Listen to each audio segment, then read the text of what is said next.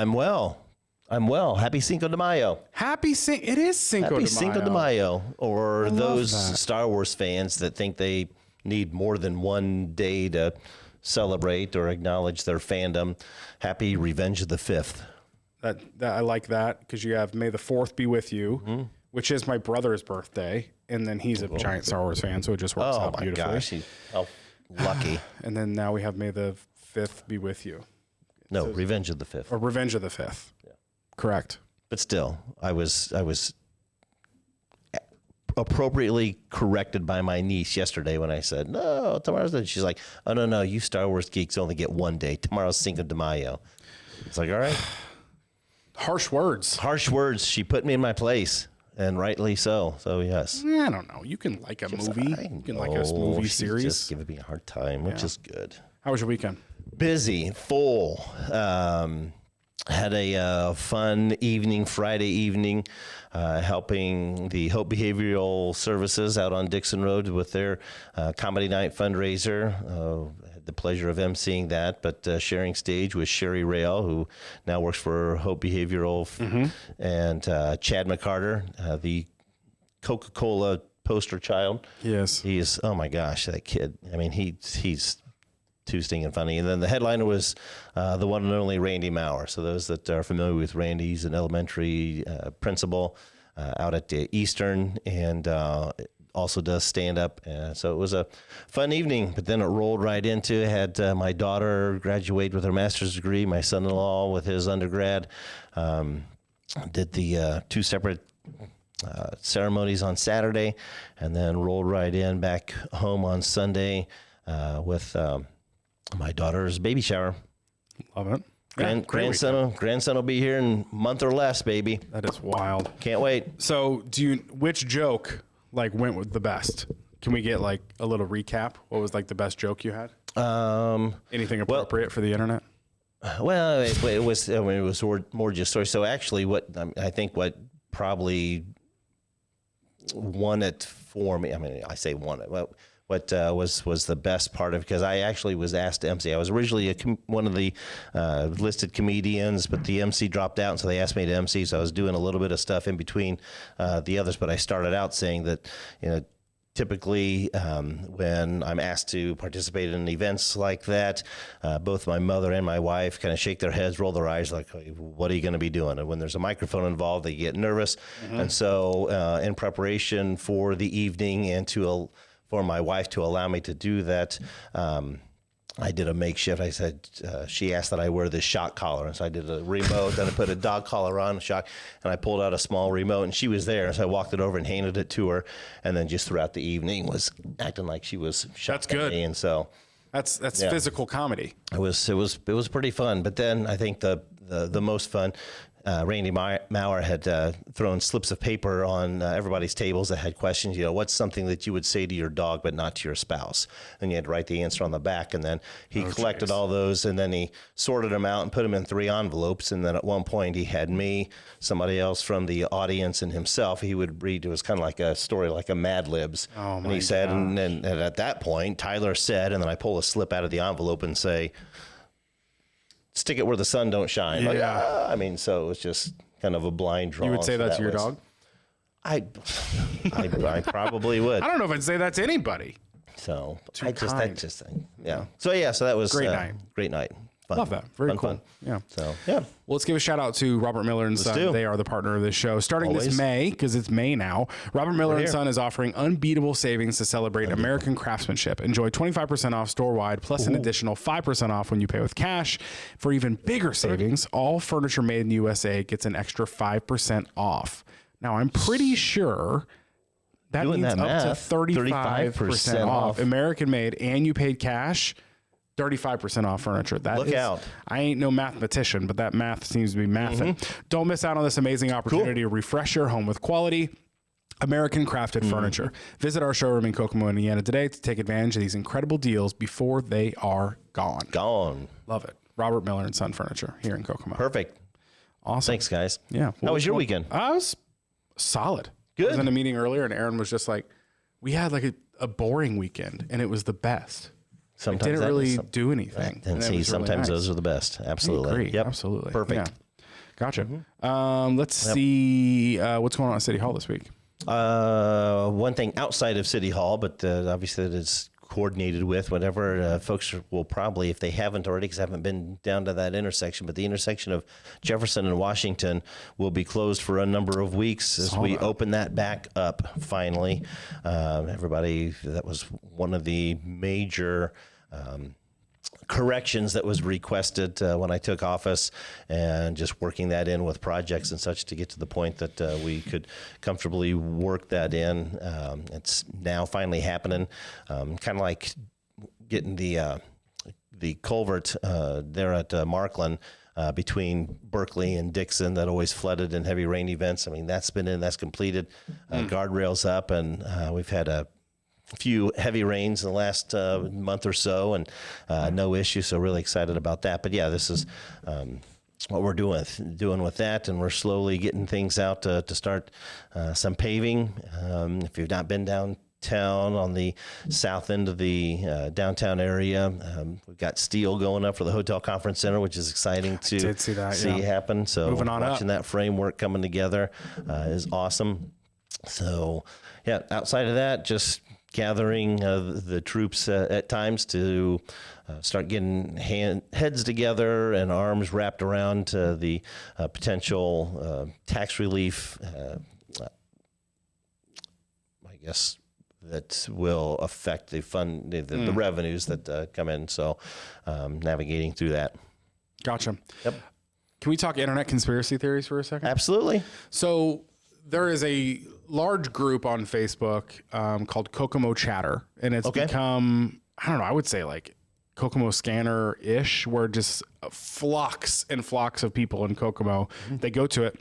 Honestly, a lot of questions from this show come from Kokomo Chatter, but I did see a conspiracy theory on Kokomo Chatter that you actually debunked, and it was a conspiracy theory involving the 931 road construction right now. Yeah.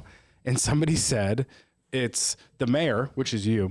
You are in cahoots with the state government for the first ever contactless toll system, and all of those little like construction points, speed bumps. A lot of others are calling them, are sensors, and they're going to be able to use those sensors to charge tolls. Where do people get this stuff? From the internet, from social media. I mean, there was talk. There was a news report that came out that I think starting today that the Indianapolis area around 465 was going toward was using photography or using camera shots of construction zones, that if you're caught if you're going 11 miles per hour over the posted speed limit in a construction zone, they're just going to ding, ding, ding, ding, just zap you and send you a fine, through the mail. So there's that going on. And I know that there's been talk as well, actually, the technology, I think, is being looked at and potentially introduced in the Lafayette area around Purdue about the charging or the magnetic strips, in the highways and stuff to recharge electric vehicles as they go over. So that'd be amazing, wouldn't it? So yes, that just could be something as well. I mean, I didn't think that 931 was now a designated tollway that they could charge folks just for driving over the strips, and at the same time, I don't think that there was anything that we're aware of anyway that would indicate that they've got sensors in there that judge the speed by which cars go over. So I don't know.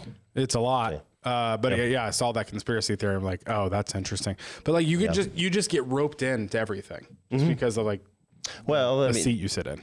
Right. I mean, everybody, and to some folks' credit, or I guess in some folks' defense, I mean, they would assume that the mayor should know everything that's going on, and I don't always, which is why I love opportunities like this, because people ask questions because they may not have heard something going on, but. also because so many people still think that 931 was relinquished to the cities. Now the city and even the counties authorization or jurisdiction, if you will, once the bypass was put up, but it's not. It's still a state road, and so I don't know. People just want to answer. Gotta love the internet conspiracy theories. It's always a good time. It's fun. Sometimes. Okay, love it. Let's get into the questions today. If you have a question for the mayor, leave it in the chat below. I've already got some people dropping their questions down there. Love to see it. Our buddy Carl is in the chat down there. I see Chris. I see Jimmy. I see your comments coming through. So it's good to see you guys. Thanks. If you have any questions for the mayor, drop them in the chat below. If not, that's fine. Let's get it started. Okay. First one is from Paul on Facebook. Why did he run the Jackrabbits out of town and now we have an empty field? Or how much money did he get from the Advantix deal? The buildings they are running are slums. Paul on Facebook. Okay. So two different questions or subjects. So the baseball stadium didn't run the Jackrabbits out of town. They failed to renew the contract. We tried to work with them a little bit, but just didn't want to continue that relationship in regards to, management of the stadium and management of the field and the fan experience and such. And so we wanted some new life in that. So that is how that ended up. And unfortunately, things didn't get settled soon enough in order to get another team in. Right now, RFPs or requests for proposals are out to interested team owners to bring a team to Kokomo. So we will have a team next summer starting in 26, probably a new name and such. But the stadium, again, is not going to be empty this summer. IUK Cougars uses it as their home field. Kokomo Wildcats using it as their home field. Both have games left in their season. There's actually, if you want collegiate style baseball, come to Municipal Stadium this weekend. The HCAC, which is a conference, a collegiate conference. This will be the third or fourth year that they've had their conference tournament championship in Kokomo. And so there's going to be college baseball all weekend long.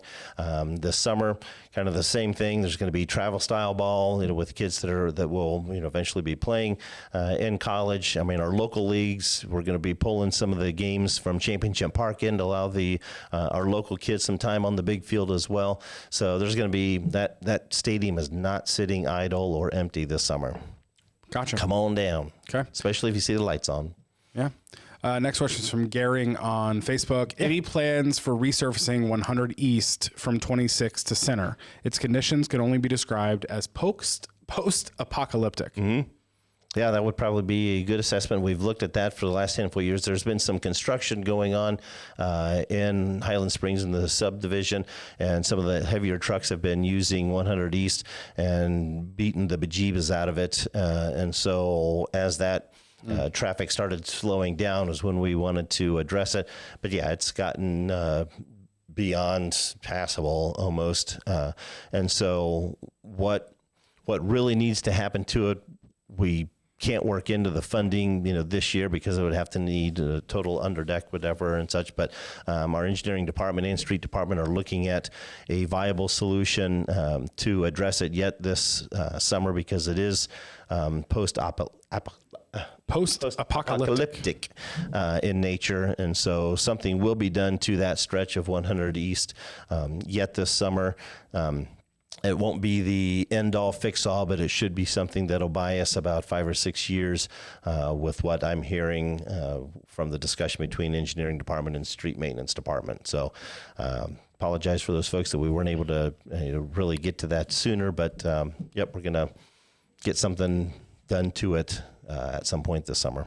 Also, shout out Garing. I actually saw him yesterday, and he had a deep cut callback to the Mayor Tyler Moore show. Oh. He did say there is a daily SPF for men that you can buy because we had a conversation a while back about how women have SPF built into their foundation. Awesome. But there's nothing for men. And he's like, I've got you covered. Perfect. Thanks, man. That's awesome. Next question is from NJ on Facebook. Hey. What is NDOT doing on 931? Are they just installing mini speed bumps or what? They're installing sensors into 930. Joking. We might need to edit that. That's not. We're live. You can't edit these. Well, the clips What's later. The delay? Do we have a delay? So sectional work on the underdecking, whatever, before they then go over and mill it before repaving. So everything where there's what folks are calling, speed bumps that are rattling teeth and cars and such. I mean, that will eventually be milled over and paved from just south of 26 up to, I think somebody said Vale or Jefferson. So, ooh, that's a lot. Yeah. Yeah. Yeah. All right, no mini speed bumps. No mini speed bumps, no speed sensors or toll type of sensors. Nothing at all. Wild.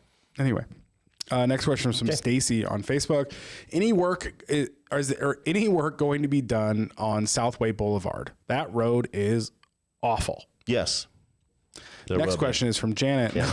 NDOT's going to do the intersection because that's part of theirs, and we even patched a little bit for them because it was getting a little outrageous. But yeah, there's a section, I believe mainly west of 931, that's going to get some attention. So, yep, work's coming. Got it. Next question is from Janet. Ooh, Sweezy. That's her last name. I usually don't say last names, but that's an awesome last name. It is cool.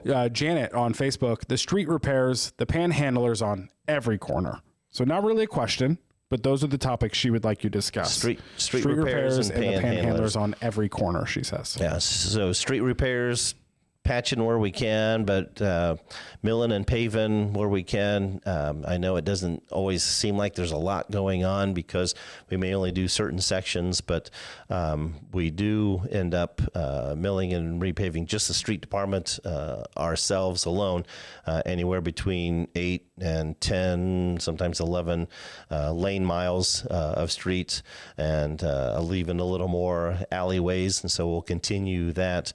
But some of the larger ones that are community crossings and such, then this year we'll see Washington Street just north from where they're redoing the intersection there at Washington and Jefferson to open that back up east and west.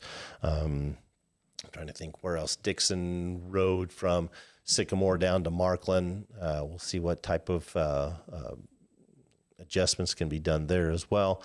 So outside of what's contracted out, we still just ourselves in-house try to knock out anywhere between 8 and 10 or 11 lane miles worth of streets. And so we get to them. The others end up getting patched. And I know that's not what everybody may like to see, but with priorities and limited time, limited resources, limited manpower, I think our street department does a bang-up job on addressing as much as they can, weather permitting and resource permitting. Got it. Christina on Facebook wants to know, are you going to do anything to end the food desert situation on the north side, or are you getting too many kickbacks from Dollar General and Family Dollar to uphold their stranglehold monopoly on the area? Well, right now, you got two options there. She only gave you two options. Okay. So the last couple of years now, the city has joined with Howard County government and Center Township government to fund the Food Alliance. And the Food Alliance has been a group of government officials, both city and county and township, nonprofits, churches, food pantries and such, to address this. I know we've talked about it before. We've approached large grocers, and we can't just say, hey, you need to come here and put something here or something there. We've tried to court them and try to get them to see and recognize that need.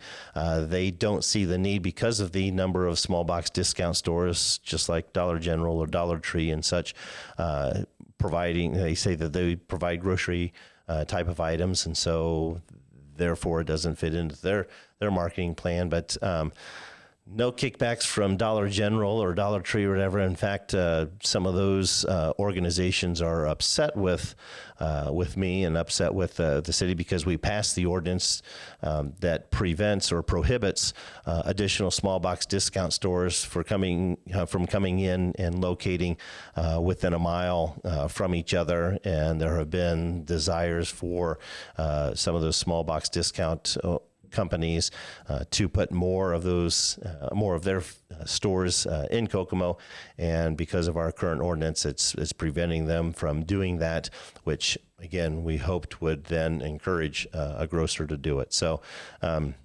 It appears there's a food desert. I mean, there are availabilities. What the Food Alliance looked at as well is not just, food availability, it's food accessibility. And so, even if you drop a grocery store, there are a lot of those that rely on our public transit or, have a difficult time getting to a grocery wherever it may be. So, looked at what grocery stores provide delivery services, what churches might be able to partner and take some of their members, to these stores and such. I mean, so, the food desert situation, as I just mentioned, is just as much on the struggle with food accessibility versus availability.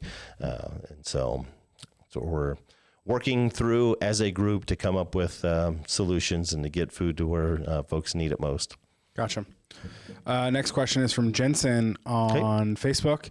Can we get some funding to fix the Pipeline skate park? The Pipeline skate park. So that's the one in Jackson Morrow, right? If it's the one down in Jackson Morrow, we will not be putting more money into that. Actually, our plans for that, because it is a more advanced and tougher skate park, as I've been told, we're actually looking at instead of putting more money into it, actually taking it out and looking to repurpose and reuse that area just across Webster from Jackson Morrow Park, which is just next to a new dog park that has been designed and installed by a local Eagle Scout as his Eagle Scout project. So he partnered with the Parks Department to put that in. So we're hoping to build off of that and maybe do some type of other either nature walk or nature, area, or maybe an interactive play or learning area in that spot in place of the Pipeline skate park.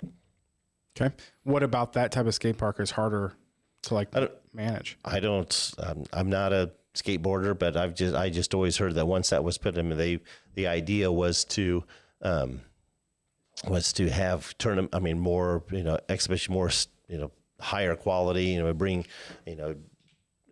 shows or tournaments or competitions in, and it did materialize. But the bowl? The bowl. The bowl is just so much harder to rock Got it. compared to the just straight rails. Got it. So the Gotcha. problems with the bowl. Got it. Next question from Anne Marie on Facebook. Okay. What are you doing to bring businesses back to the North End? We lost White's, Marsh, and our only pharmacy, and it seems like no one cares. Our roads are the worst in the city and never get real repairs, and crime is out of hand, and people are miserable. Anne Marie on Facebook. Okay. We just talked about it. I mean, we are trying to find ways to encourage large grocers, small grocers, businesses to locate in those areas. Unfortunately, we can't force anybody there. I mean, we're ready to and willing to work with anybody who wants to bring that type of business in.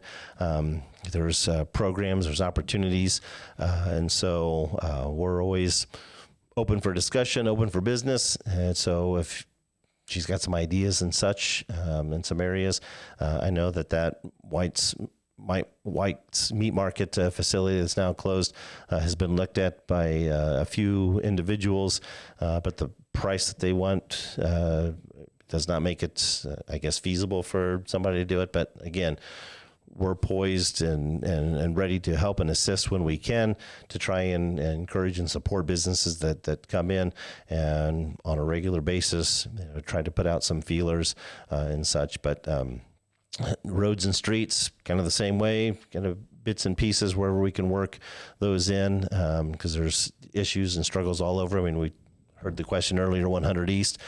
I mean, that area is down southeast of, so there are streets that we're trying to get to across the city. And crime, didn't think crime was out of hand. We've been really proactive.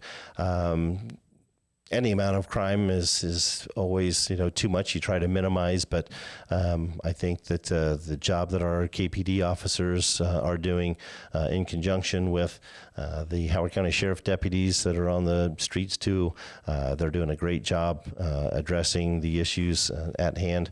And I don't know that's what may appear to be reported online or on social media is necessarily the case. But no, I think even if it was 2 or 3 incidents, it's still too much at times. But our guys and gals are doing a great job addressing what we can.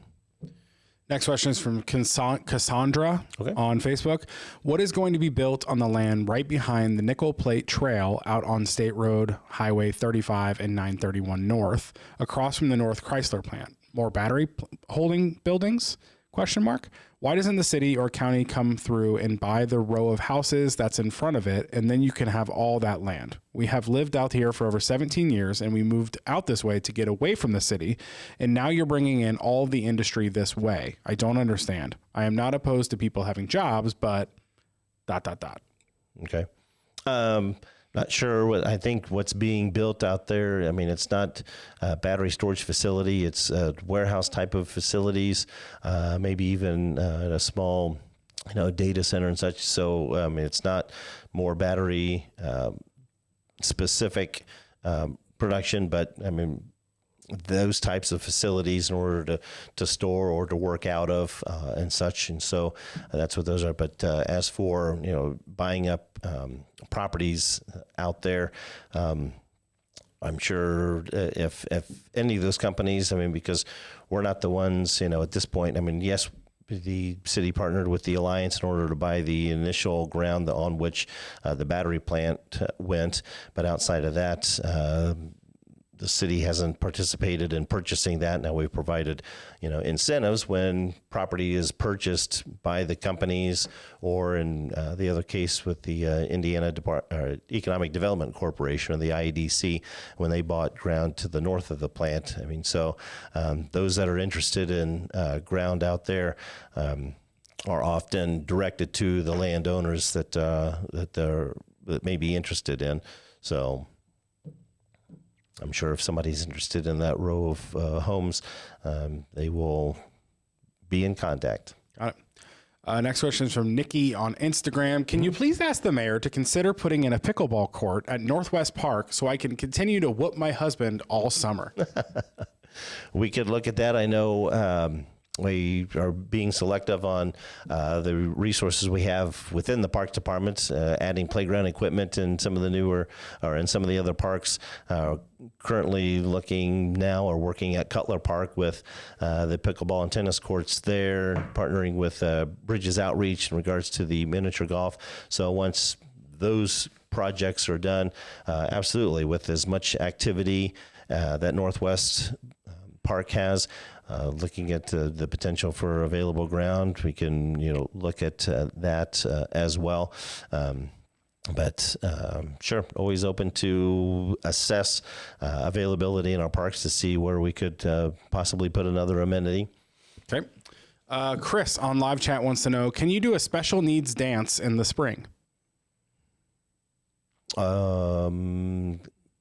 We can look at partnering with someone. I don't know if there's a non-for-profit organization, because I know a handful of the non-for-profits that work with either students or kids or even adults with special needs or certain developmental challenges, have proms and dances. I think there's been a couple already this spring. So I know that if an organization is interested and wants to use it, maybe he's thinking maybe at the senior center or something, that we'd be happy to look at working with a nonprofit to organize that. Okay. Next is from Jimmy on live chat as well. Excited for the construction to start tomorrow at Jefferson and Washington. I've lived in that area for 9 years, and I hated when it changed to the current setup and can't wait for it to go back. Jimmy on live chat. Me too. Gotcha. Ed on live chat. I think I missed some conversation about the ballpark. Will this be posted online? Super disappointed no Jackrabbit Center this summer, and hope the city has plans to fill the gap. We do. And I'm trying to think if there's, you can go to the city's website and under Parks and Recreation, under the sub menu, it may have Kokomo Municipal Stadium, and it may have a calendar of events. Otherwise, there's a calendar of events on the city's page, as well as the Greater Kokomo Economic Development Alliance's page under the Convention and Visitors Bureau. I believe the one is thissiskokomo.com is a good place to get a calendar of events as well. So various organizations that have ties with the stadium or with tourism or events should have a list of calendar of events on their websites. Okay, got it. And then lastly, Brittany on live chat. Hi, what happened to the newer apartments that were supposed to be built on Brook Road on the south end of town? Or is there any info on those?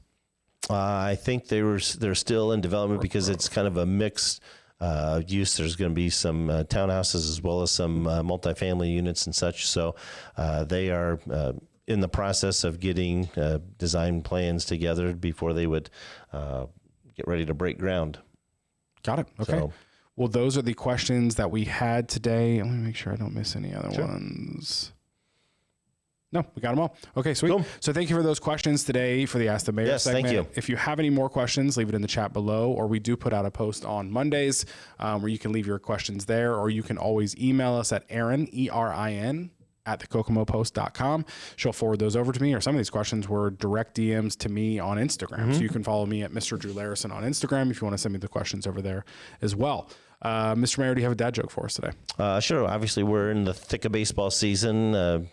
Getting an opportunity to see some live down on the field, some on TV and such, and obviously a lot of great plays on that. But do you know what's more impressive than seeing a line drive? No. Seeing a ballpark.